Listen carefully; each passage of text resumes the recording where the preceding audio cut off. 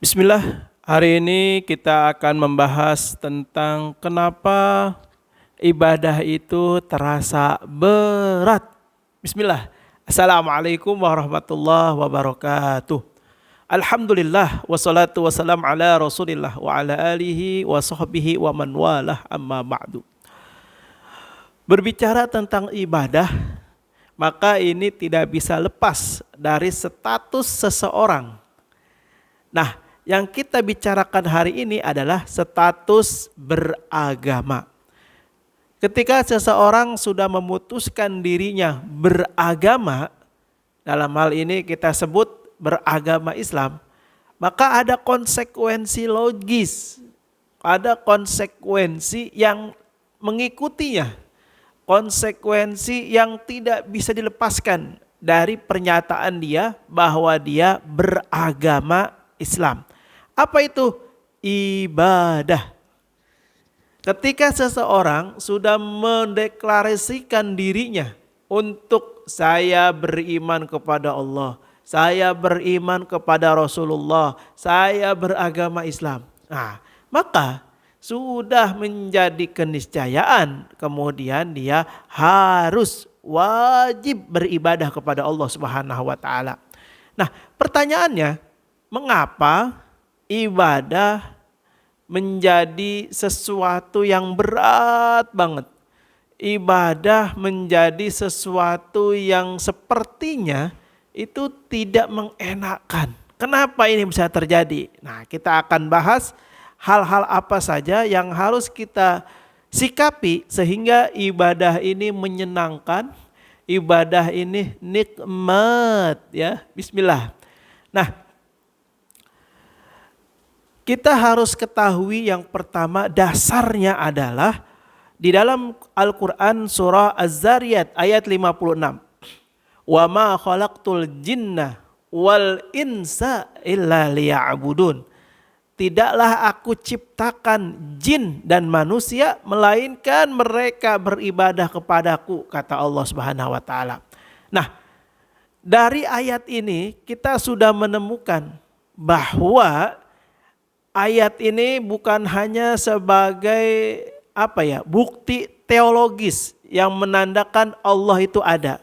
Tetapi ayat ini menjadi peta hidup bagi kita. Rule of life. Tanpa ibadah ya, manusia itu akan kehilangan arah. Ya, meskipun dunia sudah di genggamannya. Nah, alasan yang kedua, kenapa manusia itu berat sekali beribadah sehingga dia bermalas-malasan dalam beribadah. Yang pertama, memiliki perspektif bahwa ibadah itu beban, bukan kebutuhan. Nah, hari ini kita akan rubah mindset itu. Agar apa? Ibadah menjadi ringan. Maka kita balik mindsetnya. Ibadah adalah kebutuhan dan bukan beban. Apa buktinya ibadah itu kebutuhan bukan beban? Lihat, dulu Rasulullah SAW melakukan perjalanan jauh. Bahkan di perjalanan itu Rasulullah berperang. Lihat kalimatnya. Ada hadis Rasulullah yang diriwayatkan oleh Abu Daud. Beliau bersabda, "Ya Bilal, aqimis shalah arihna biha." Lihat kalimatnya. "Ya Bilal, aqimis shalah arihna biha." Wahai Bilal, dirikan salat, tenangkan hati kami dengannya. Bilal, kita ketahui sahabat Rasulullah yang bertugas mengumandangkan azan. Ketika itu Rasulullah menyuruh Bilal, "Bilal, azan, kita mau salat." Biar apa? Kita hatinya tenang. Tuh, Rasulullah sudah menjelaskan bahwa as-shalah yakni tatma'inul qulub, menyebabkan hati itu menjadi tenang. Nah, kalau masih berat ketika melaksanakan sholat, berarti kita masih menganggap sholat itu beban, bukan kebutuhan kita. Yang kedua, ibadah merupakan tanda dari hati seseorang itu hidup. Hatinya sakit maka dia ibadahnya malas-malasan, asal-asalan, ogah-ogahan. Tapi orang yang hatinya hidup, dia semangat. Bahkan sebelum waktunya azan, dia udah standby di masjid. Bahkan sebelum sholat dimulai, dia sudah qobliyah, dia sudah sholat sunnah, dia sudah zikir. Menunggu momen ibadah. Nah, ini menunjukkan apa? Hatinya hidup. Jadi seseorang dikatakan memiliki hati yang sehat, hati yang hidup ketika kesadaran akan ibadah meningkat, ya. Itu bisa kita lakukan, bisa. Asal kita mau atau tidak, ya. Ini berkaitan dengan perkataan Ibnu Qayyim rahimahullah.